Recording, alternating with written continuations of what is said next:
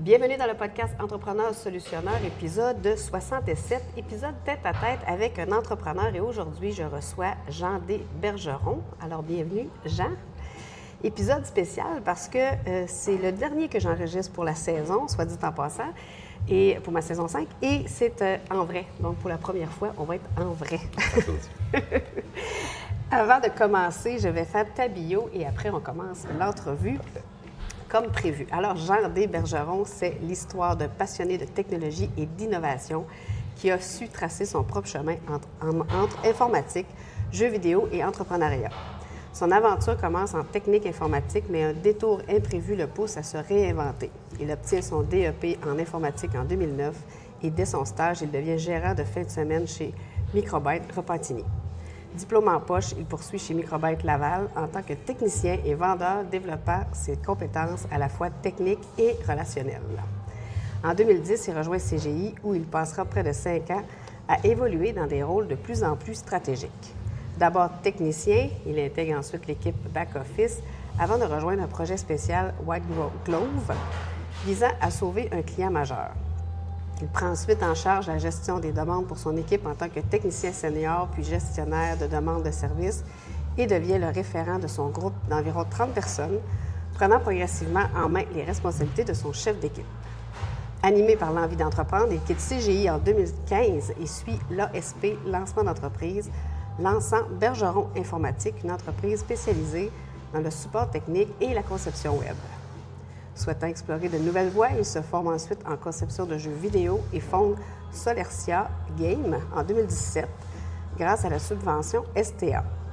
Pendant près de 7 ans, il évolue dans l'industrie du jeu vidéo, combinant passion et expertise en développant et ce à travers divers contrats et emplois. En 2024, je reculais dans le temps. En 2024, il passe à l'étape suivante en fondant STI Solfalco, une entreprise dédiée au développement logiciel, à la création d'applications web mobiles et à la conception web. Avec plus d'une décennie d'expérience en l'informatique, gestion, jeux et vidéo et entrepreneuriat, il continue de bâtir, d'innover et de repousser les limites du numérique. C'est là que je prends mon souffle. Avant de te poser des questions de l'entrevue, grâce à la subvention STA, c'est quoi STA? Support au travail autonome, qui est offert par Emploi Québec. OK.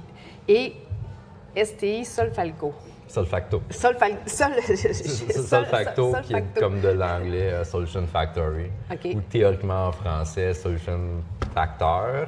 OK. Qui justement n'avait pas passé. Donc STI, c'est Solutions technologiques et innovation, qui était pour faire un petit clin d'œil aux riches entreprises parce qu'ils me forçaient à avoir des noms français devant qui décrivent les activités. Fait que l'acronyme, c'est STI ou STI. STI, c'est bon. On s'assume ou on s'assume pas. Exactement. Ta bio, elle explique très bien ton parcours vers l'entrepreneuriat, mais j'aimerais ça t'entendre, j'aimerais ça que tu me racontes un peu ton histoire, pourquoi tu es devenu entrepreneur, parce que tu me disais avant qu'on enregistre que tu es devenu entrepreneur, mais tu es retourné travailler puis tu es revenu entrepreneur. Oui. Es-tu capable de me compter ça en moins de 15 minutes? Pas sûr, je vais essayer. Mais je me permets quand même de commencer par une anecdote de mon enfance. Comme bien des enfants, tu sais, quand tu grandis, tu te demandes qu'est-ce que tu vas faire plus tard. Soit tu vas être policier, pompier, astronaute. Puis moi, je regardais tout ça, puis je me disais, pompier, non, policier, non, astronaute, oui, c'est tentant, mais là, tu vois la fusée qui explose en décollant. C'est comme, OK, non, c'est peut-être trop dangereux. Puis à l'époque, je regardais les dessins animés Gripsou en français, ouais. En anglais Scrooge. Gripsou, oui. Moi, je regardais ça, puis je me disais, OK, le personnage n'est pas gentil, mais il y a des moyens. Il y a une entreprise, il y a un édifice, il y a tout. Puis tout le monde est en train de tout le temps inquiéter de l'argent. Puis je me disais, OK, ben moi, je vais être un homme d'affaires, tu sais. Fait que c'est comme ça que... Ça a commencé là. Puis justement, dans le cours d'école, le monde était comme, hey, moi, je vais être pompier, moi, je vais être un homme d'affaires. Ça ne comprenais pas. Ouais, c'est ça, surtout à cet âge-là. Ouais, exactement. Mais comme tu as dit dans ma bio, j'ai bifurqué en cours de route. J'ai commencé par l'informatique. J'étais quand même bon en informatique. Il faut grandir avec un ordinateur. Donc, j'ai fait plein de choses. Puis, pendant longtemps, j'ai comme oublié le rêve entrepreneurial. Par contre, justement, à CGI, ça allait bien, mais j'ai comme réalisé comme comment dire, ça ressemble à quoi l'esprit corporatif d'une grosse entreprise qui a des centaines et des milliers d'employés. Ouais. Donc c'est pas tout à fait comme, c'est comme on dit, des menottes en or, tu sais, ça va bien, t'es gâté puis tout, mais t'as pas de liberté. Puis quand tu vois qu'il y a des choses qui peuvent être améliorées, t'es pas nécessairement écouté. Je parle pas contre les autres. Mais... ben non, mais si t'es pas fait pour une grosse entreprise comme ça, exactement. Tu seras pas bien, puis c'est tout. Fait que c'est un peu pour ça qu'à ce moment-là, j'avais lancé une première entreprise. Là, j'avais quitté puis lancé Bergeron Informatique. C'était ma première entreprise, fait que je veux pas, j'avais beaucoup de choses à apprendre, je partais comme dans le vide. Donc, j'ai réalisé que je n'étais pas nécessairement prêt à ce moment-là. C'est un peu pour ça que je suis retourné aux études. OK. Je voulais justement comme bifurquer mon entreprise vers le jeu vidéo, essayer différentes choses. Donc, c'est pour ça que j'ai fait des études en jeu vidéo. OK. Puis après ça, lancer un premier studio de jeu. Mon studio de jeu, j'avais plus d'expérience. Puis d'ailleurs, parenthèse comme ça, le plan d'affaires que j'avais fait, à ma connaissance, c'est encore gardé comme exemple à Terrebonne. Donc, c'était quand même un très bon plan d'affaires. OK, c'est bon. Par contre, le jeu vidéo, ça bouge excessivement vite. Puis le jeu que j'avais passé plus de 2 ans à développer, qui était nouveau, il n'y avait rien pareil. Il y a des gros studios qui ont sorti quelque chose d'identique juste avant ma release. OK. Donc, il y a eu ça, puis évidemment aussi un petit contrat dans les gros chiffres quand même, mais que malheureusement, j'ai jamais été payé. Donc, encore là, de l'apprentissage qui fait que je me suis dit que je vais retourner une autre fois aux études, continuer mon cheminement et chercher des emplois, plus d'expérience, plus de... Parce que ça faisait comme 15 ans que je faisais de la programmation, je n'avais pas de diplôme de programmeur officiellement. Okay. Donc c'est pour ça que je suis retourné là. Puis finalement, en jeu vidéo, pendant la pandémie, il y avait de la surembauche, puis après ça, ils sont mis à licencier les gens. Donc c'est ça qui est arrivé. Puis là, ça m'a dit, OK, let's go, je retourne, puis là, c'est pour de bon, c'est pour de vrai. Fait que de ce que tu peux voir, j'ai tout le temps eu en tête, à part au tout début, j'ai pas mal tout le temps eu en tête comme mon projet d'entreprise, mais ça a bifurqué ici et là un peu de pivotage. Puis c'est là qui amène à Solfacto, où est-ce qu'on fait purement du logiciel, des applications, puis du site web. OK. Mais c'est souvent ça, comment je pourrais dire, le parcours d'un entrepreneur, c'est qu'on a une idée, mais ça ne veut pas dire qu'on va y aller directement. T'sais. Exactement. C'est ça que j'aime. On fait des... Oui, c'est ça. On fait des petits détours. Mais ce que j'aime dire aussi, c'est que des fois, on a un objectif A, on arrive au B, puis c'est pas mauvais non plus. C'est quand même... Ça peut quand même être... c'est vraiment intéressant. À vrai dire, même dans Solfacto, on a pivoté un petit peu à un certain point il y a quelques mois. Okay. Initialement, on faisait seulement, pratiquement seulement nos propres logiciels, donc développer maison. Okay. Puis il y a quelques mois, on a comme pivoté un petit peu pour aller chercher plus de contrats pour justement financer le développement de nos propres logiciels. Mais ce que j'avais compris, moi, c'est que vous aidez aussi des entreprises à développer des choses avec eux. Oui, exactement. OK, parfait. Mais c'est des choses qu'on faisait pas au tout début au lancement. Parfait, je comprends. Puis vous êtes combien dans la compagnie? Sur papier seulement que moi. OK. Mais de mon parcours, j'ai acquis tellement de contacts que quand j'ai des choses que... Tu as des collaborateurs? Exactement, okay, c'est ça, qui sont en fond plus des consultants ou payés au contrat. OK, parfait. Puis... Mais on approche d'avoir de l'embauche. C'est bon. Mais les collaborateurs, c'est super cool aussi au début. Moi, je le dis souvent aux entrepreneurs, un, de ne pas rester seul. Puis deux, tu n'es pas obligé d'employer du monde, mais tu peux faire soit des échanges de services ou la collaboration. D'ailleurs, ça m'amène à te poser la question, tu fais quoi, toi, quand ça va moins bien? Parce que tu as quand même un parcours, tu sais, un peu chaotique, si on veut, pas atypique. Qu'est-ce que tu fais quand tu es dans un moment où tu fais comme, moi, je suis pas sûre, je suis plus sûre, tu sais? Je te dirais, c'est comme deux choses qui sont un peu à l'opposé. D'un côté, je vais essayer de me ressourcer, comme aller en nature, aller dans le nord, aller à un parc à côté ici, juste me promener, regarder les canards, regarder l'étang. Puis, tu sais, c'est un moment comme de relaxation, si on veut, de refléter sur soi-même. Puis, à l'opposé, comme je dis, s'il y en a un qui est comme plus dans la solitude, puis à l'opposé, c'est d'aller voir du monde, faire du réseautage, rencontrer des gens, inviter des gens pour justement, comme l'autre fois, un petit 5 à 7 après le réseautage, ce genre de choses-là. Parce que même si tu ne parles pas de ce que tu vis ou de ce qui se passe dans l'entreprise, juste de parler avec un humain, ou comme qu'on fait en ce moment. C'est d'ailleurs là qu'on s'est rencontrés en Exactement. réseautage, d'ailleurs. Puis c'est drôle parce que cette rencontre-là, de ce réseautage-là qu'on a fait, j'avais eu une journée, moi, toute une journée de vidéo. J'étais vraiment fatiguée. Puis quand je suis sortie de là, j'étais comme plus énergisée. Fait que même si tu ne vas pas raconter tes états d'âme, je trouve que c'est quand même un lieu... Puis toi, j'ai entendu dire que tu étais pas mal pas mal bon en réseautage. J'essaye. En fait, toi, tu essaies de mettre les gens en relation. Oui, exactement. OK, puis ça fait longtemps que tu en fais?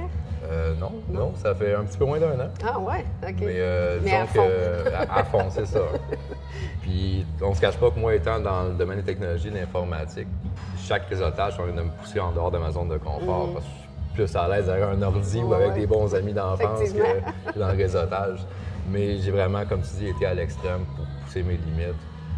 Il y a des événements de la Chambre de commerce que eux autres même disent c'est pas du tout fait pour réseauter. Puis moi, j'y avais été. Ça faisait 2 semaines que je faisais du réseautage. J'y avais été, puis j'avais rencontré du monde.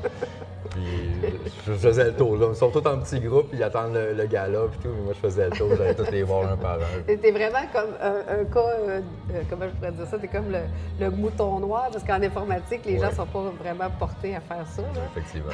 C'est tout à ton honneur. Mais justement, vu tout le chemin que j'ai fait, côté réseautage, côté interaction humaine, maintenant, justement, quand je vais dans du réseautage puis que j'en vois quelqu'un d'autre qui est en technologie, en informatique, puis qui est tout gêné dans son coin, mais je vais le voir puis j'ai dit, viens-t'en avec moi, je vais te présenter lui, je vais te présenter elle. Puis, comme on dit, le réseautage, c'est pas tant ton réseau pour toi, c'est ton réseau que tu donnes aux autres. Exact. Mais ça finit par revenir aussi, là, tu sais. Exactement. Les gens se souviennent de toi, puis fait que... Et qu'est-ce que tu donnerais comme conseil, mettons, à quelqu'un qui veut se lancer en entreprise? J'ai le goût d'encore là dire quelque chose qui est comme, d'un sens et de l'autre, un petit peu des opposés. Faut pas nécessairement que tu écoutes le monde qui vont vouloir te décourager, parce qu'il y en a toujours. Il y en a toujours qui sont, comme dit en début d'entrevue, les menottes en or, ils sont dans leur contexte qu'eux autres, ils se convainquent eux-mêmes que c'est ça le meilleur. Fait qu'il faut pas nécessairement écouter tout le monde, mais d'un autre côté, faut faire des recherches, faut s'entourer, faut justement, si tu penses te lancer en affaires, va à un réseautage, paye le plein prix pas membre, juste pour être avec d'autres personnes qui sont en entreprise, qui ont fait le cheminement. Ou sinon, justement, écouter des podcasts, lire des livres, ce genre de choses-là. Faut se renseigner, mais il faut pas se laisser décourager non plus, parce que, quitte à devoir justement pivoter, tout est possible. Puis où tu veux emmener ton entreprise? Sky's the limit. Non, mais sérieusement, vu qu'on fait vraiment de tout, c'est littéralement Sky's the limit. Plus sur le domaine des applications mobiles, parce que je pense que c'est un gros marché qui gagne à être exploité. Il y a beaucoup d'entreprises qui ne voient pas nécessairement le bénéfice de l'avoir, mais s'il y avait une application pour leur entreprise, pour leur clientèle ou pour leur service, ça pourrait faire un effet majeur qui est à juste sauver du temps ou fidéliser la clientèle. Mais ton client cible, c'est-tu des entreprises principalement? Principalement, oui. OK. Parce que justement, d'un côté, il y a les possibilités des applications, mais de l'autre, il y a aussi la possibilité de juste faire des automatisations, des choses qui vont faire sauver du temps. Okay. Puis encore là, pour l'entreprise, c'est pas nécessairement évident le retour sur investissement parce qu'il se dit, OK, je vais sauver 4 heures par semaine, mais ça veut dire quoi? Mais 1 an après, ton 4 heures par semaine, il accumule, puis ton employé, il a fait d'autres choses de plus productives que la tâche répétitive. Donc ça peut monter vite. Si je regarde ta bio, là, tu as eu, en premier, c'était Bergeron? Bergeron Informatique, oui. OK. Puis, si, mettons, demain matin, là, on t'offrait un montant d'argent incroyable pour ta compagnie, est-ce que tu accepterais? Pas de suite. Pas de suite? Non. OK. Éventuellement, peut-être. Peut-être. Puis t'en partirais-tu un autre? Oui. Oui? Fait que là, Pour moi, où est-ce que je suis rendu dans mon parcours, il n'y a comme pas de retour en arrière côté aller en emploi. C'est entrepreneuriat. Fait que tu ne retourneras plus. Non. Faut jamais dire jamais, mais. Oui, mais. Oui, mais non. C'est ça. Puis, parle-moi un peu de ce que vous faites là, plus précisément, là, pour, mettons, si quelqu'un écoute ça et dit « Ah oui, je veux faire affaire avec Jean. » Mais j'espère qu'on veut la clientèle. C'est ça, exactement. C'est le but. D'un côté, notre plus petit créneau, c'est du site web. Donc, on fait du site web informatif, site web transactionnel ou des applications web. OK. Notre créneau préféré, qu'on a le plus d'expérience, c'est les applications mobiles. Donc, ça, c'est vraiment notre expertise. Les sites web, excuse-moi, les sites web, est-ce que vous partez de zéro? On est capable de reprendre puis améliorer, mais généralement, on part de zéro. À vrai dire, pas mal dans n'importe quel aspect en technologie, plus souvent qu'autrement, c'est plus facile de partir de zéro puis de faire ce que tu veux vraiment avoir comme résultat que de prendre quelque chose qui existe puis essayer de le modifier puis de l'arranger. Puis, comme on dit, mettre une centaine de plasters, ça vaut pas comme... Repartir à neuf. Exactement. C'est ça, les applications mobiles, c'est vraiment notre gros créneau qu'on veut étendre encore plus. Puis c'est le créneau d'ailleurs qu'on avait développé nos propres solutions, puis on a d'autres solutions maison qui s'en viennent. OK. Puis mettons, moi, je veux faire affaire avec toi. Comment je pourrais savoir que tu es la bonne personne dans le sens que quel genre d'application vous faites? Ce serait quoi qui m'aiderait, mettons? C'est très diversifié. Si je prends comme exemple, bien, la majorité de nos contrats, nos clients, on a des NDA, des Non-Disclosure Agreements, ce qui fait qu'on ne peut pas nécessairement en parler en détail. Mais je peux prendre ce qu'on a déjà développé maison comme exemple. La première qu'on a lancée, c'était Medstrack, qui est pour un suivi de la médication. OK. Donc, remplacer les piluliers, avoir un rappel, qu'est-ce qui doit être pris à quel moment. Puis, on a aussi les détails, les informations des pratiquement 5000 médicaments en vente au Canada. OK, quand Donc, même. tout est rentré dans l'application. La deuxième qu'on avait lancée, c'était Tech Support, qui est pour faciliter un accès à du support technique. Donc, OK. avoir un technicien un peu sur le même principe que Uber, que OK. des techniciens peuvent offrir leurs services dans l'application. Puis toi, tu peux rentrer qu'est-ce que tu as comme problème, puis faire un appel vidéo dans l'application directement. OK. Donc, comme tu vois, c'est très diversifié. Puis, je peux pas nécessairement parler de ce qui s'en vient parce que c'est pas encore annoncé. Mais ce serait quelque chose que plusieurs entreprises pourraient comme acquérir. Oui. OK, je comprends. Sinon, on peut te contacter et vous dire, ben moi, j'ai ce besoin-là, peux-tu répondre à ce besoin-là? Généralement, la réponse est oui. Mais, Tout se fait et tout se paie. oui, exactement. Mais blague à part, il y a vraiment plusieurs personnes qui des fois, justement, en réseautage ou en meeting, commencent à expliquer leurs problématiques. Ils sont comme, est-ce que c'est possible, ça? Puis effectivement, généralement, 99 du temps, la réponse, c'est oui, c'est possible. Mais comme tu dis, dépendamment de ce que tu veux, il y a des coûts qui vont Ouais, avec. c'est ça. J'ai déjà eu quelqu'un qui me demandait pratiquement de faire une application équivalente d'une banque, tu sais, avec des transferts d'argent, des dépôts, l'argent qui reste en hold. Puis, mais il y a un coût à ça. C'est pas 2000$ puis c'est fait. Là, tu sais, on parle comme quelque chose d'équivalent de Desjardins. Mais ça m'amène à te demander, il y a quand même beaucoup d'applications et de logiciels qui existent dans le monde. Comment tu peux faire la différence? Parce que je pourrais regarder sur Internet et dire, OK, bien, ce logiciel-là va répondre à mon besoin. Comment tu pourrais faire la différence? Toi, te dire, non, nous, ça va être plus personnalisé. C'est généralement ça, la différence, OK. effectivement. Si je prends l'exemple d'un client actuel, que encore je ne peux pas nécessairement aller dans les détails, mais les logiciels qui s'offrent à ce client-là en ce moment sont trop généralistes. OK. Puis le client en tant que tel voulait faire développer quelque chose qui est spécifique à son besoin. Donc, généralement, c'est ça qui fait la différence. Peu importe qu'est-ce qu'on peut penser, mettons, même les Shopify de ce monde, c'est facile de faire un magasin en ligne rapidement. Mais si tu veux aller un petit peu plus loin, si tu veux avoir des comptes usagers, si tu veux avoir ce genre de choses-là, ça prend quelque chose vraiment de personnalisé. OK. Puis est-ce que vous vous connectez à des applications pour automatiser des choses? Au besoin, oui. Au besoin, Ça dépend de quoi exactement. On aime moins ça. Mais encore là, on est très flexible. On est capable justement de s'ajuster aux besoins du client et au budget du client. OK. Donc généralement, si c'est quelqu'un qui nous dit « je viens de lancer, j'ai pas beaucoup d'argent, c'est une solution pour moi », on va essayer d'y trouver une manière d'y donner ce qu'il a besoin en justement sauvant des coûts, en coupant des coins ronds un petit peu, mais pour l'accommoder. Cool. Ce serait quoi ton mot de la fin? Là? Ce serait quoi je sais pas moi, le conseil ou aux entrepreneurs? Parce que mon podcast est surtout pour les entrepreneurs, puis mon objectif, moi, c'est de regrouper le plus d'entrepreneurs possible parce que je trouve que c'est plate des fois de rester tout seul, tu sais, dans notre coin, alors qu'il y en a plein d'autres qui font la même chose que nous, qui vivent la même chose que nous, tu sais. Fait que ce serait quoi, tu sais, as-tu une histoire à raconter, une anecdote, quelque chose qui fait qui pourrait justement encourager les gens à dire, OK, soit tu es déjà entrepreneur puis tu sais pas trop, ou que tu veux devenir entrepreneur? J'ai goût de dire quelque chose qui va peut-être faire peur au début, mais être entrepreneur, c'est un peu comme, tu sautes en bas de la falaise puis tu construis ton avion pendant que tu tombes. Ben, on va dire qu'on l'a construit en vol, là, ça va être mieux. C'est ça. Mais si tu t'entoures de monde, t'es plusieurs à la construire. Ouais. Fait que t'es pas tout seul avec ton marteau à essayer de comprendre comment ça va faire. Si tu mets du monde avec toi, même si c'est juste, comme on disait tantôt, quelqu'un à qui tu parles de X, Y, Z, ça prend nécessairement un rapport, mais tu te sens supporté comme indirectement. Puis de ce que tu disais, comme genre, des fois, on est tout seul dans notre coin. Bien, venez me voir à la chambre de commerce tout le temps là. Ça paraît pas que je suis assis, mais je suis assez grand. Fait une tête de plus que tout le monde, là, tu me spots de loin. Mais ça, ces gens, on va aller parler. C'était mieux qu'on reste assis. À part la chambre de commerce, est-ce que tu fais d'autres places?